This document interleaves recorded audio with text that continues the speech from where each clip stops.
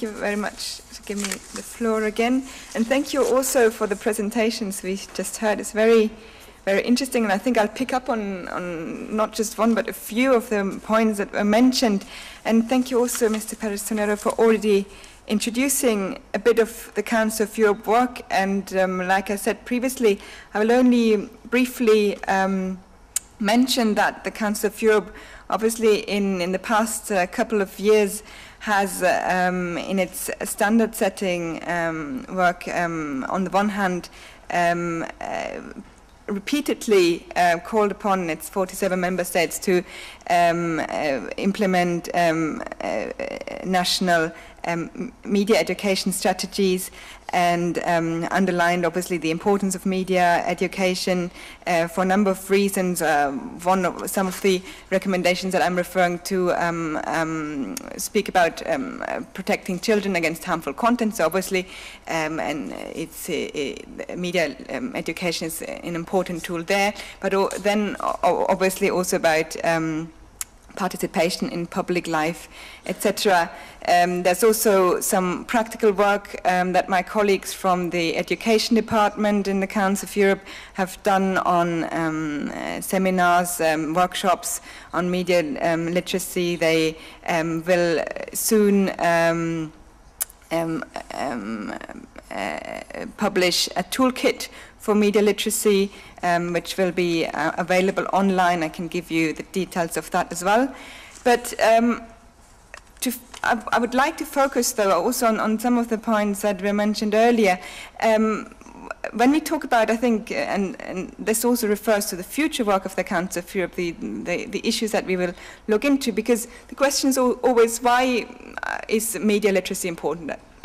I mean, I just mentioned a few reasons, the content of some of the recommendation, but why do we really bother? Why is it that important? And I think another thing I would like to start off with is saying media literacy, it's the topic of this panel, but still it's very important to say that media literacy is just one element for using media as a tool for public participation. And I think we have to be very clear about this. It can't stop at media literacy. Media literacy is not a panacea, and what is equally important is access and pluralism of information.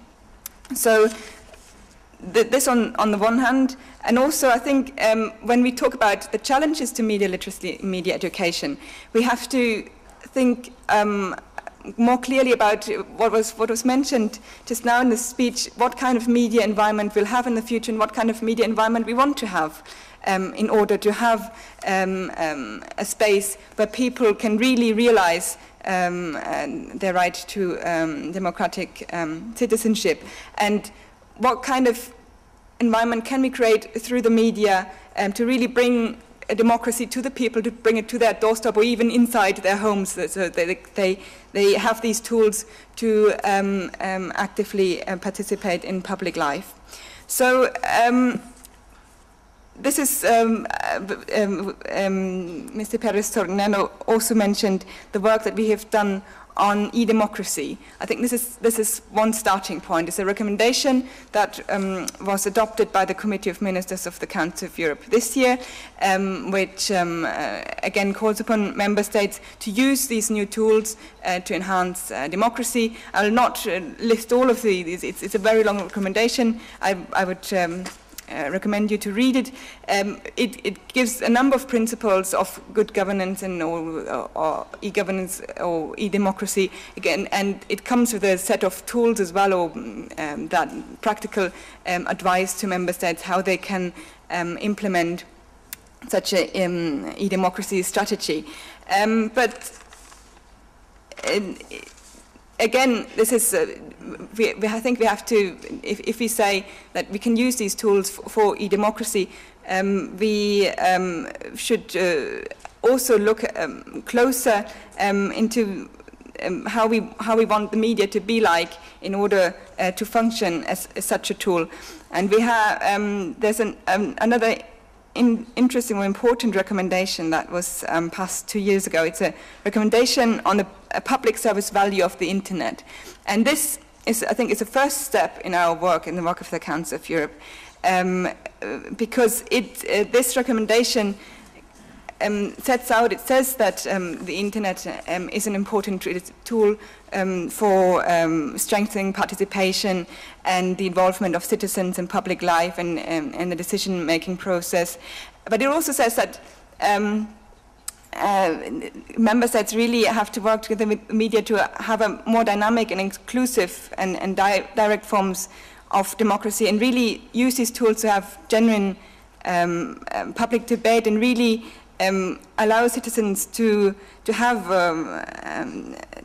to create local content, to have local discussions, to engage in activism, and to really become an actor. And this is the direction that the Council of Europe will be going into in its future work, or the work has actually already started. We are working now in a new committee, which is called the Committee on New Media, into looking into the question what standards, the media standards that the Council of Europe has developed in its past 30 years in the case law of the court. These media standards, they try to create an environment where the media really is a mouthpiece of the people, where human rights are protected. How can we make sure that in the new media environment we can guarantee the same rights? So how can we avoid that in this new, if we want citizens to have spaces to discuss, to meet, to resolve conflicts, how can we make sure that this is done without abuse or of these rights, or without censorship, making sure that everybody really has a voice, and that the information is diverse, pluralist, like we said, and trustworthy. It was mentioned earlier about truth, and it's an important point. And like I said, in the old media environment, we had this principle of professional journalists. They collected all this information. It was also mentioned by Mr. Perez Tornero. We have this flood of information now, and the journalists used to collect this information and present it to us. And so the question that this new committee will be addressing is, first of all, the standards that the Council of Europe has for media freedom. How do they apply to these new media or media-like mass communication services? How can we, how relevant are they, and how can they be realized, put in place? And how can we ensure that even in these new environments there's no media concentration, there's transparency, freedom of political speech, all these values that are essential for a media environment. Another point that I just briefly wanted to mention, nonetheless, is another strand of work that we're looking into. It's on public service media governance. The idea behind it's a working group that is looking into new ways of governing public service media. The rationale there is how can we use a tool which is actually already a space for the public service media. How we can use this space in the future for public participation and public discussions. First of all, how can we make it more relevant and receptive public service media?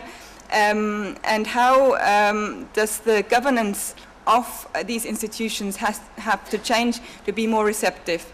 How can it include the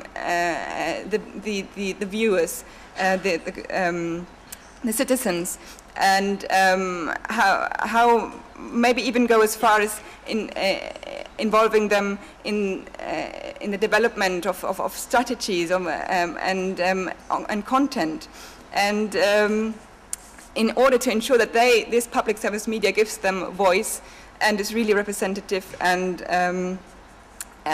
represents everybody and not just a certain minority of the country, which usually runs countries and but to all elements. So just to conclude quickly, like I said before, I think when we talk about media education, we therefore have to not only look at media education, we have to look at all these other elements of this new media environment that we want to have to ensure pluralism and access equally as media education.